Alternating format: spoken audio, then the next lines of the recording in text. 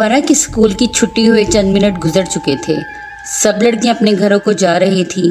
اب گراؤنڈ میں چند اکا دکا لڑکیاں ہی نظر آ رہی تھیں۔ اس کے گروپ کی بھی ساری لڑکیاں جا چکی تھیں، بس وہ اور اس کے ساتھ ماہم ہی وہاں بچے تھے۔ تبھی ماہم نے اسے اپنے ساتھ چلنے کو کہا۔ وہ واش روم جانا چاہتی تھی۔ یہ ایک اوسط درجے کا سرکاری گرلز ہائی اسکول تھا جہاں اکثر سہولیات کا فقدان تھا۔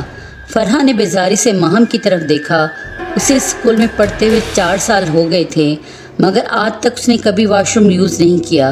وہ ایک صفائی پسند لڑکی تھی اور جو اس اسکول کے واش رومز کا حال تھا وہ کسی سے ڈھکا چھپا نہ تھا۔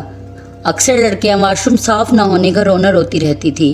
کچھ وہ جگہ اسکول کے بالکل بیک سائڈ پر بنی تھی۔ اسکول کی بلڈنگ بھی 40 سال پرانی تھی اور تبھی کے بنے یہ واش روم اب کافی بری حالت میں تھے۔ دیواروں سے پلستر اکھڑا ہوا تھا۔ مناسب دیکھ بھال نہ ہونے کے باعث وہاں اکثر جنگلی گھاس اور خودرو پودوں کی بہتات ہو گئی تھی اور بارش کے پانی سے چھت بھی ٹپکتی تھی اور بیری کے پرانے درختوں کی شاخیں بھی پھیل کر دور تک جا رہی تھی۔ عجیب ویران اور نحوست زدہ ماحول تھا۔ ایسے لگتا تھا جیسے یہ جگہ اسکول کا حصہ نہ ہو۔ وہ ماہم کے ساتھ وہاں آ تو گئی تھی مگر کچھ فاصلے پر ہی رک گئی۔ ماہم واش روم کے اندر جا چکی تھی۔ یہاں ایک ساتھ 6 واش روم بنے ہوئے تھے۔ دیواروں پر لڑکیوں نے کچھ شکلیں بھی بنائی ہوئی تھی۔ کہیں بڑے دکھی اشعار لکھے تھے اور زخمی دل کی شکل سے تو گویا دیواریں اور دروازے اٹے پڑے تھے۔ ماہم کو گئے ہوئے 2 منٹ ہو چکے تھے مگر وہ ابھی تک باہر نہیں آئی تھی۔ فرح کچھ جھجکتے ہوئے آگے بڑھی۔ ماہم سب سے آخری والے واش روم میں گئی تھی۔ اس نے دروازے پر دستک دی مگر اندر سے ماہم کی آواز نہ آئی۔ اس نے ماہم کا نام لے کر اسے پکارا تو اندر سے عجیب سی آواز آئی۔ یہ ماہم کی آواز تو نہیں تھی۔ وہ گھبرا کر 2 قدم دور ہٹی۔ تبھی ساتھ والے واش روم کا دروازہ کھلا اور ماہم باہر نکلی۔ فرح نے خوفزدہ نظروں سے اس کی طرف دیکھا۔ وہ بھی اسے ہی دیکھ رہی تھی۔ کیا ہوا؟ تم ڈر کیوں گئی ہو؟ ماہم نے اس کے قریب آتے ہوئے پوچھا۔ تم تو لاسٹ والے واش روم میں گئی تھی نا، پھر یہاں سے کیسے نکلی؟ فرح اس سے دور ہوتے ہوئے بولی۔ جیسے گئی تھی ویسے ہی باہر آئی ہوں۔ ماہم کے لہجے کا بھاری پن محسوس کرتے ہوئے فرح نے اس کی طرف دیکھا۔ اسے ماہم عجیب سی لگی۔ اس کی آنکھیں جیسے ویران تھی اور چہرے کا رنگ بالکل سفید تھا۔ فرح کو کچھ ٹھیک محسوس نہ ہوا۔ وہ مڑی اور وہاں سے باہر ہی جانے لگی تھی کہ اسے اپنے پیچھے پھر سے واش روم کا دروازہ کھلنے کی آواز آئی اور پھر ماہم نے اسے آواز دے کر پکارا، ارے یار، تم نے باہر سے دروازہ کیوں لاک کیا تھا؟ میں کب سے تمہیں آوازیں دے رہی ہوں کہ دروازہ کھول دو۔ فرح نے مڑ کر دیکھا۔ ماہم لاسٹ والے واش روم سے نکل رہی تھی اور وہ ماہم جو اس نے پہلے دیکھی تھی نہ جانے کہاں غائب ہو گئی تھی۔ اسے کچھ سمجھ نہیں آیا یہ کیا تھا۔ اسے کوئی وہم ہوا تھا یا یہ سچ تھا؟ ماہم اس کے پاس آئی۔ اس نے ماہم کا ہاتھ پکڑا اور جلدی سے وہاں سے باہر آ گئی مگر اس کی چھٹی حس بار بار کچھ غلط ہونے کا اشارہ کر رہی تھی۔ اس نے باہر نکلنے سے پہلے مڑ کر واش رومز کی طرف دیکھا۔ وہ لڑکی جو ماہم کی ہم شکل تھی ابھی بھی وہیں کھڑی اسے دیکھ کر مسکرا رہی تھی۔ فرح کو اپنے اوپر قابو رکھنا مشکل ہو گیا۔ اسکول سے گھر تک کا راستہ جیسے بڑی مشکل سے طے ہوا تھا۔ گھر آ کر بھی وہ خاموش تھی۔ وہ خود اپنی کیفیت سمجھنے سے قاصر تھی۔ یہ اس کی نظروں کا دھوکہ تو نہیں ہو سکتا تھا؟ رات تک یہ سوچ سوچ کر وہ سر درد اور بخار میں مبتلا ہو گئی اور اگلے دن اسکول بھی نہ جا سکی۔ ماہم انہی کے محلے میں رہتی تھی۔ اسکول سے واپسی پر وہ اس کی طبیعت پوچھنے آئی تو وہ اس کی طرف دیکھ ہی نہ سکی۔ ماہم کا چہرہ اسے مزید خوف میں مبتلا کر رہا تھا۔ وہ اس کی بہت اچھی دوست تھی مگر وہ کیا کرتی، چاہ کر بھی اسے کچھ بتا نہ سکی۔ 2 دن بعد اس کا بخار اترا تو وہ اسکول گئی مگر کچھ پڑھ نہ پائی۔ اس کی خالی نگاہیں جیسے اسی انجان لڑکی کو پورے اسکول میں ڈھونڈ رہی تھی۔ سارا دن کلاس روم میں وہ بیزار سی بیٹھی رہی اور چھٹی سے کچھ دیر پہلے ہی جیسے اس کے قدم خود بخود واش روم والے حصے کی طرف بڑھ گئے۔ اسکول کی بیل بجتے ہی ماہم نے اپنا بیگ کندھے پر ڈالا اور پیچھے مڑ کر ڈیسک کی طرف دیکھا جہاں فرح بیٹھتی تھی مگر اب وہ وہاں نہیں تھی۔ شاید وہ پہلے ہی باہر جا چکی تھی۔ یہ سوچ کر وہ بھی گیٹ کے پاس پہنچ گئی۔ یہ ان کی مخصوص جگہ تھی مگر فرح وہاں بھی نظر نہیں آئی۔ اس نے کچھ دیر انتظار کیا۔ اسکول تقریباً خالی ہونے کو تھا۔ ماہم نے دوبارہ جا کر اسے ہر جگہ ڈھونڈا سوائے واش رومز والی سائڈ پر کیونکہ فرح کا وہاں ہونا اس کے نزدیک دور دور تک ناممکن تھا۔ اس کا بھائی اسے لینے آ چکا تھا۔ وہ گھر چلی گئی۔ اسے گھر آئے ہوئے آدھا گھنٹہ ہی گزرا تھا کہ اس کی چھوٹی بہن دوڑتی ہوئی اس کے پاس آئی اور اسے بتایا کہ فرح کو کچھ ہو گیا ہے۔ اس کی امی اور بھائی اسے پکڑ کر رکشے سے اتار رہے ہیں۔ وہ زور زور سے چلا رہی ہے۔ माहम ने जल्दी से अपनी चादर ओढ़ी और फराह के घर पहुंच गई। वहां जाकर जो मंजर उसने देखा उस पर यकीन करना उसके लिए मुश्किल था। फराह की अम्मी और बहनों ने उसे बामुश्किल काबू किया हुआ था। वो ज़ोर ज़ोर से पागलों की तरह कहके लगा रही थी। उसके खूबसूरत चुटिया की शक्ल में बंदे बाल अब बिखरे हुए थे। उसका साफ सुथरा यूनिफॉर्म धूल मट्टी से अटा था। वो जैसे अपने हवासों में नहीं लग रही थी। माहम ने उसे ऐसी हालत में देखा तो दंग रह गई। उसे क्या हुआ था? सुबह तक तो वो बिल्कुल ठीक थी। जैसे ही फराह की नज़र उस पर पड़ी, उसने अपनी माँ को ज़ोर से धक्का दिया और बेड से छलांग लगाकर उसके ऊपर कूद पड़ी। माहम इस हमले के लिए तैयार ना थी। वो ज़मीन पर गिर गई। फराह उसके ऊपर दोनों पांव रखकर बैठ गई थी और उसका गला दबाने लगी। कमज़ोर सी फराह में न जाने इतनी ताकत कहाँ से आ गई थी। माहम को लग रहा था जैसे लोहे का आईने शिकंजा उसके गिर्द कसा गया हो। फराह के लंबे काले बालों ने माहम के चेहरे को ढांप लिया था। फराह की काली आंखें स्याह घड़ों की मानी दिखने लगी थी, जिनमें माहम को एक जाना पहचाना सा अक्स नजर आया। फिर वो उसके कान के नज़दीक अपना चेहरा लाके बोली, अगर इसकी ज़िंदगी प्यारी है ना तो कल मुझे वहीं आकर मिलना जहाँ तो उस रोज़ मुझे मरने के लिए छोड़ आई थी। जगह याद है ना? उसके लहजे में भेड़िए की सी गुर्राहट थी। फिर उसने माहम की गर्दन से अपने हाथ उठाए और ज़मीन पर बेदम सी होकर गिर गई। ये सब कुछ इतना जल्दी हुआ था कि सब हैरान रह गए। फराह की बहन ने माहम को नीचे से उठाया। डर के मारे माहम का जिस्म लर्ज रहा था। उसके रोंगटे खड़े हो गए। आवाज़ जैसे हलक में ही कहीं घुट कर रह गई थी। फराह को उसकी अम्मी ने उठाकर अब बेड पर लेटा दिया था। वो बेहोश थी। थोड़ी देर तक माहम खाली नज़रों से उसे देखती रही और फिर वहाँ से उठकर अपने घर आ गई। घर आकर वो अपने कमरे में बंद हो गई। फराह की आंखों में नजर आने वाला अक्स वो कैसे भूल सकती थी। बचपन में नादानी के बायस की गई शरारत जिसने उससे उसकी प्यारी दोस्त एनी को हमेशा के लिए दूर कर दिया था। एनी को याद करते हुए उसकी आंखें आंसुओं से भर गई। एनी उसकी बचपन की दोस्त थी। वो साथ खेलकर बड़ी हुई। दोनों का स्कूल भी इकट्ठा था। एनी शुरू से डरपोक और दब्बो सी लड़की थी, जबकि माहम हर वक्त किसी नई शरारत के लिए बेचैन और तजस्सुस से भरपूर फितरत की मालिक थी। उसके नज़दीक डर लफ्ज़ की कोई ख़ास अहमियत नहीं थी। वो गर्मियों की लंबी दोपहरों में बेरी पर चढ़ जाती, दरख्त पर चढ़ना, छतें फलांगना और मोहल्ले के घरों की डोर बैल बजाकर भागना उसका मशगला था। उनके मोहल्ले में गली के बिल्कुल आखिर पर एक बंद घर था जो कई सालों से वीरान पड़ा था। सब कहते थे कि वो आसेब ज़दा है, क्योंकि उस घर का मालिक काले जादू में माहिर था और अपने अमलियात करने के दौरान ही उसकी वहाँ मौत वाक़या हो गई थी। मोहल्ले वाले भी उस घर से कतरा कर गुजरते थे। वो एक घुटन ज़दा लंबी जून की तपती दोपहर थी जब चरिंद परिंद भी अपना घोंसला ना छोड़ते। उस वक्त माहम अपनी साइकिल पर एनी को बिठाकर सारे मोहल्ले में घूम रही थी। ये एक लंबी गली थी जिसमें इस वक्त सन्नाटे का राज था।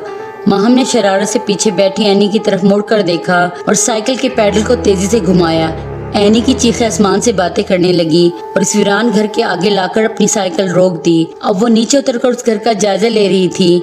एनी ने घबराकर उसकी तरफ देखा।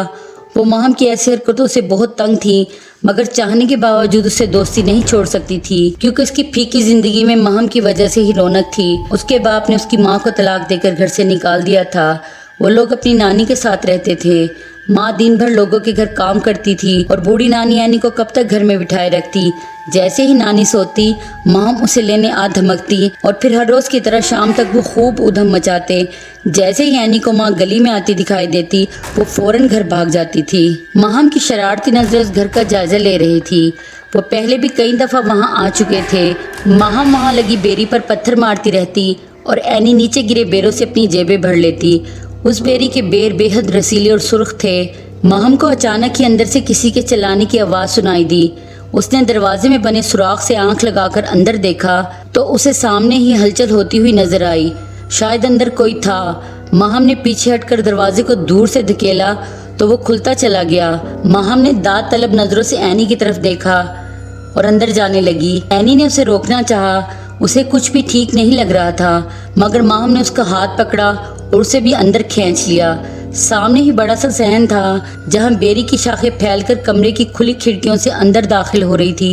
इतनी घनी और बेरों से लदी हुई बेरी देखकर एनी को डर लगने लगा। नानी अक्सर उसे मना करती थी कि बेरी के दरख्त पर डाइन रहती है जो छोटे बच्चों को खा जाती है।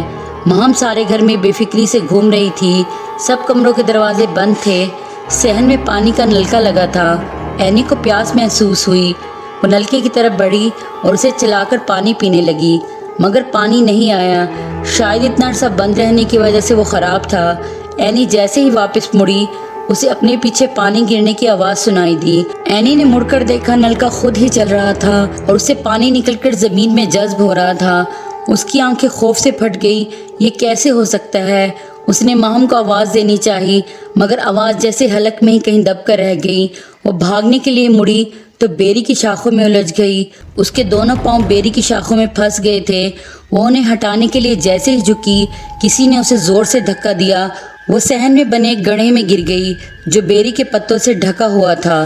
اس نے چلا کر ماہم کو آواز دینی چاہی، مگر اس کی آواز گڑھے کی گہرائی میں دب گئی اور گڑھا دوبارہ مٹی اور پتوں سے بھر گیا۔ کھڑکیوں سے اندر جھانکتی ماہم کو اپنے پیچھے آہٹ سی محسوس ہوئی تو اس نے مڑ کر دیکھا۔ اینی اسے کہیں نظر نہیں آ رہی تھی۔ وہ گھبرا کر اسے ڈھونڈنے لگی۔ اینی کہاں جا سکتی ہے؟ کہیں وہ ڈر کر واپس تو نہیں چلی گئی؟ اس نے سوچا، مگر اس کا دل کہہ رہا تھا کہ اینی یہیں کہیں ہے۔ وہ اینی کو زور زور سے آوازیں دینے لگی اور پھر تھک کر باہر آ گئی۔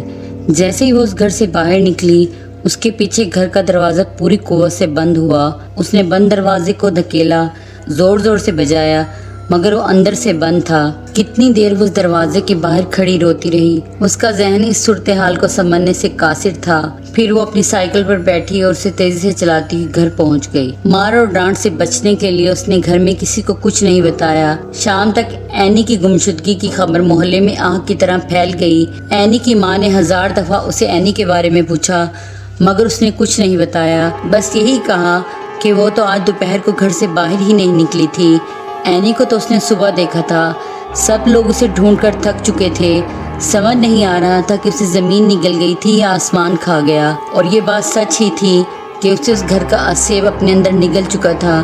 بیری کی شاخیں پہلے سے زیادہ بیروں سے لدی تھی، بیر جن کا رنگ پہلے سے زیادہ سرخی مائل تھا۔ اب کی بار ان کی آبیاری کسی انسان کے لہو سے ہوئی تھی۔ دن مہینوں میں بدلے اور مہینے سالوں میں ڈھلے۔ نہ اینی کو ملنا تھا اور نہ ہی وہ کبھی ملی۔ اس کی نانی اسی غم میں دنیا چھوڑ کر چلی گئی اور ماں پاگلوں کی طرح گلیوں میں بلائی پھرتی۔ اکثر وہ ماہم کے گھر آ جاتی، اس کی آنکھیں غصے سے بھری ہوتی۔ وہ ماہم کو پکڑ کر جھنجھوڑ ڈالتی اور بس یہی کہتی جاتی، اسے وہاں اکیلا کیوں چھوڑا، اسے وہاں اکیلا کیوں چھوڑا۔ ماہم خوف سے لرز جاتی۔ اب وہ اکثر سہمی اور ڈری رہتی۔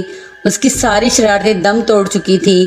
وہ راتوں کو اینی کا نام لے کر چلاتی اور بھری دوپہر میں اس گھر میں لگے بیری کے پیڑ کو ڈھیروں پتھر مارتی۔ اس کے گھر والوں نے اس کی حالت سے تنگ آ کر وہ محلہ چھوڑ دیا اور پھر وہ ایک نئی جگہ آ کر رہنے لگے۔ آہستہ آہستہ ماہم کی حالت بھی سدھرنے لگی۔ اس کا اسکول بدلا گیا، نئی دوستیں، نئی جگہ، اور پھر وہ پرائمری سے ہائی اسکول میں آ گئی۔ یہاں عرصے بعد کسی نے اس کی طرف دوستی کا ہاتھ بڑھایا۔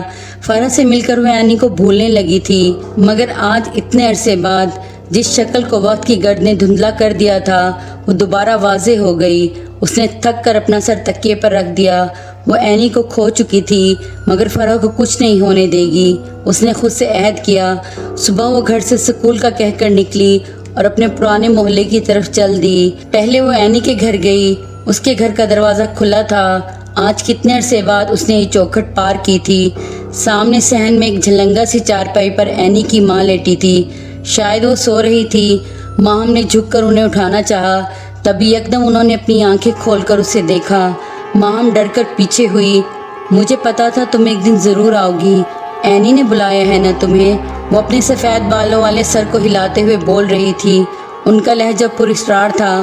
پھر وہ اس کے قریب آئی اور آہستگی سے اسے بتانے لگی کہ اینی یہاں روز ان سے ملنے آتی ہے اور آج رات ہی وہ انہیں بتا کر گئی ہے کہ ماہم اس سے ملنے ضرور آئے گی۔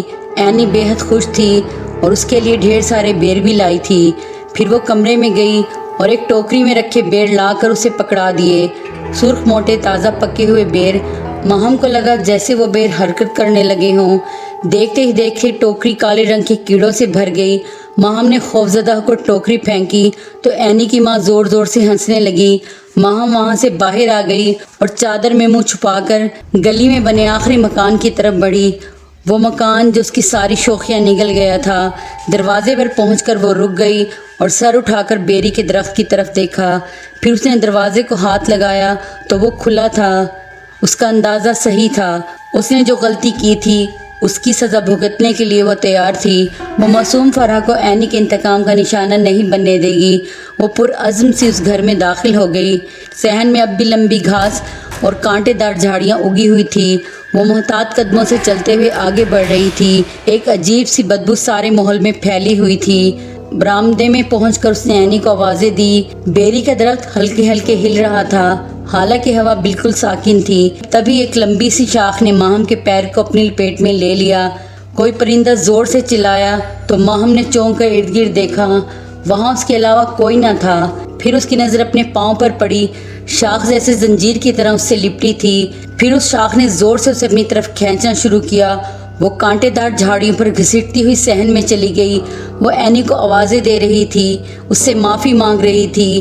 وہ جرم جسے اس نے سب سے چھپایا تھا چلا چلا کر بتا رہی تھی۔ وہ شرمسار تھی، سراپا التجا تھی۔ اس کا وجود کانٹوں پر گھسیٹنے سے لہو لہان ہو رہا تھا۔ اور پھر اس کی آنکھوں نے ناقابل یقین منظر دیکھا۔ صحن کے ایک کونے میں اینی کھڑی تھی، شاخوں سے الجھتی، کانٹوں میں گرتی پڑتی وہاں پہنچی، مگر وہاں کوئی نہ تھا۔ ماہم! تبھی اسے اپنے پیچھے اینی کی آواز سنائی دی۔ اس سے پہلے کہ وہ مڑ کر دیکھتی، دو ہاتھوں نے اسے گڑھے کے اندر کھینچ لیا۔ بند ہوتی ہوئی آنکھوں سے اس نے اینی کے سفید مسکراتے چہرے کو اپنے اوپر جھکا دیکھا، اور پھر وہ ہوش و حواس سے بیگانہ ہو گئی۔ دوبارہ اس کی آنکھ ہاسپٹل کے بستر پر کھلی۔ اسے 24 گھنٹے بعد ہوش آیا تھا۔ تو کیا اینی نے اسے معاف کر دیا تھا؟ اس کی آنکھوں سے بے اختیار آنسو نکل گئے۔ وہ اپنے کیے پر شرمندہ تھی۔ اینی کی معافی نے اسے ساری زندگی کے لیے پچھتاوے کی آگ میں دھکیل دیا تھا، کیونکہ سب سے اچھا انتقام معاف کرنا ہی تو ہے۔ اگر آپ کو میری کہانی پسند آئی ہو تو پلیز میرے چینل کو سبسکرائب کریں، ہمارے ساتھ جڑے رہیں۔ شکریہ۔